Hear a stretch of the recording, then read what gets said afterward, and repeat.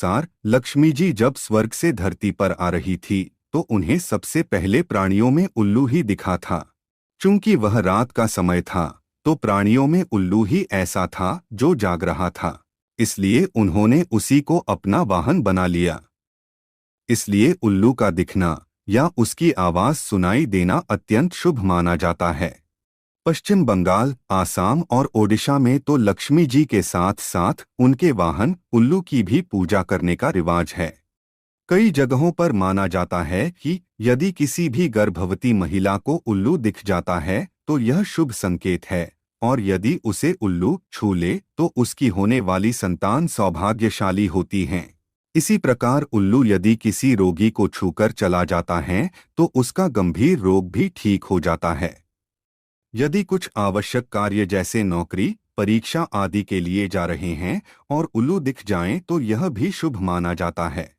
सुबह सुबह यदि उल्लू दिखाई दे या उसकी आवाज सुनाई दे तो यह धन प्राप्ति का संकेत है।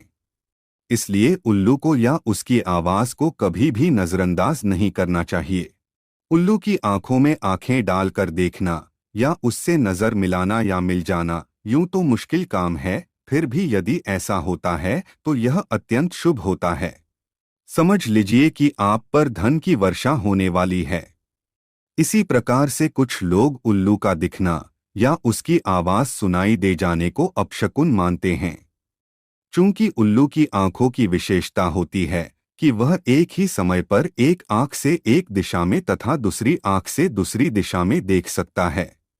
इसीलिए यह कहा जाता है कि उल्लू यदि दाईं ओर देखकर बोलता है तो यह अशुभ होता है, जबकि यदि बाईं ओर देखकर बोलता है तो इसे शुभ माना जाता है। कहते हैं कि उल्लू जिस घर पर बैठ जाता है वो घर भी जल्दी ही बैठ जाता है, अर्थात बर्बाद हो जाता है। किसी घर पर उल्लू का लगातार बैठना या रोना उस घर और उसमें रहने वाले लोगों के लिए एक अपशकुन का संकेत माना जाता है। साथ ही वहां पर धन हानि या मृत्यु का भी अंदेशा रहता है।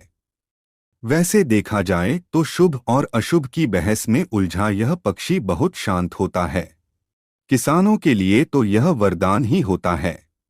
यह चूहों और इसी तरह के जानवरों का शिकार करता है जो फसलों को नुकसान पहुंचाते हैं, परंतु अब यह भी संख्या में कम होते जा रहे हैं।